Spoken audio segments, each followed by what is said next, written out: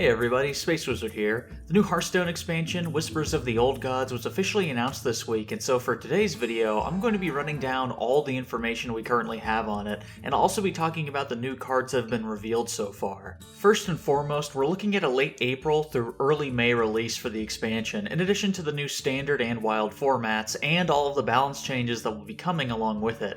Nothing is final yet, but you should pretty much always assume that Blizzard release dates will be later than they will be early, so more than likely we're looking at a very early May release. Now just like with the Grand Tournament, you'll be able to pre-order 50 packs of Whispers of the Old Gods at a discounted price of $49.99 on Monday. In addition to receiving the discounted packs, you'll also get a bonus Old God card back immediately upon purchasing the pre-order, which looks pretty neat. Furthermore, when Whispers of the Old Gods officially launches and all the cards get released and all that good stuff, everyone that logs in is going to be getting 3 packs for free, and included in those packs will be 2 copies of the new common minion Beckoner of Evil, and most importantly, you'll also be getting the new legendary minion Cthulhu completely for free, no questions asked. That's pretty much all the info we have on the Old Gods expansion itself right now, but there are quite a few cards that we can take a look at and theorycraft with that got revealed along with the announcement.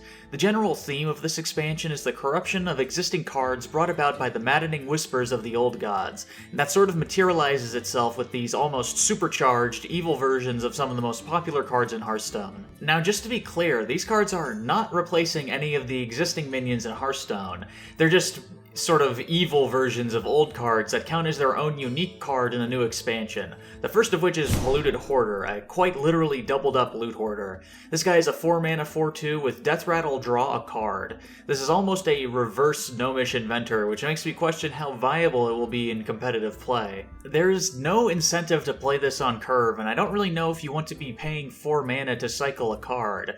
I think there's pretty much no question that this guy is strictly better than Gnomish Inventor because attack is much more valuable than health on a card that cycles itself, but compare this to Azure Drake for instance. For 1 additional mana, you're not only drawing the recycled card immediately, you're getting 2 extra health and +1 spell damage. The mana efficiency just isn't there on Polluted Hoarder for it to be a top tier card. Next is the corrupted version of Antique Healbot, Corrupted Healbot. This is a 5-mana 6/6 with Death Rattle, restore 8 health to the enemy hero.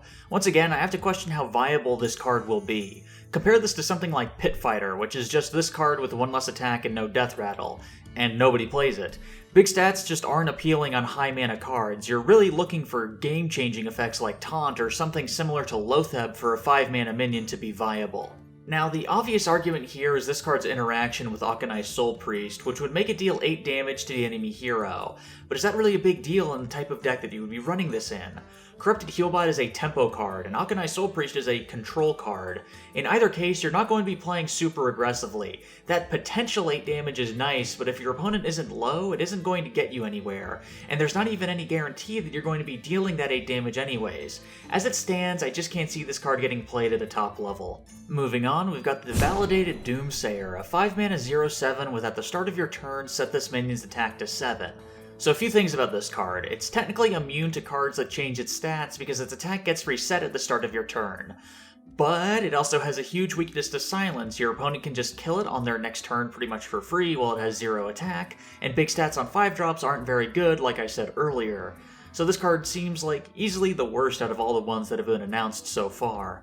Next I want to talk about Cthulhu, because the other 2 cards that were revealed are directly tied to him. He's a 10-mana 6/6 with Battlecry, deal damage equal to its attack, randomly split among all enemies.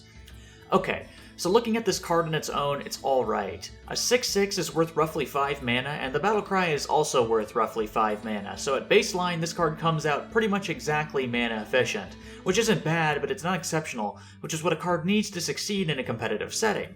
However, Cthulhu has a bunch of support cards that boost its stats. Which brings us to the other 2 cards that were revealed, Beckoner of Evil and Twilight Elder, which are a 2-mana 2/3 with Battlecry, give your Cthulhu +2/+2 wherever it is, and a 3-mana 3/4 with at the end of your turn, give your Cthulhu +1/+1 wherever it is.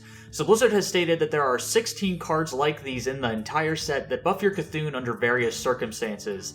These buffs can affect Cthulhu regardless of where he is in your hand and your deck on the board, etc. Now obviously we'll need to see all of these cards before we can conclude whether or not Cthulhu is going to be competitively viable, but for now let's examine just these 2 cards. In a deck where you're aiming to play a 10-mana minion, consistently, you pretty much need to play Control. As it stands, even Druid decks with all their mana ramping can't get away with playing minions above 7 mana. Now if there are some really good minions that buff Cthulhu, that might change things, and we could see a mid-range Druid Cthulhu deck, but for right now, it's looking like you need to play the long game to play Cthulhu. So what we have to question is whether or not you would even play what are essentially a vanilla 2-3 and a vanilla 3-4 in a Control deck, and the answer is I think just no. Control decks do not play for tempo, and they don't want to draw vanilla minions at any point during the game because they will be dead cards. So looking at what we have revealed right now, I don't think either of these cards will be getting played in a Cthulhu deck. But for what it's worth, I think Cthulhu is strong enough that we will definitely be seeing a good Cthulhu deck one way or another. That's it for this week's video, guys, but don't forget to like, comment, and subscribe if you enjoyed this video. I'll be back next week with another new video, but until then, you can check out Hearthhead.com or either of its social media pages for all sorts of Hearthstone-related content. See you next time, everybody.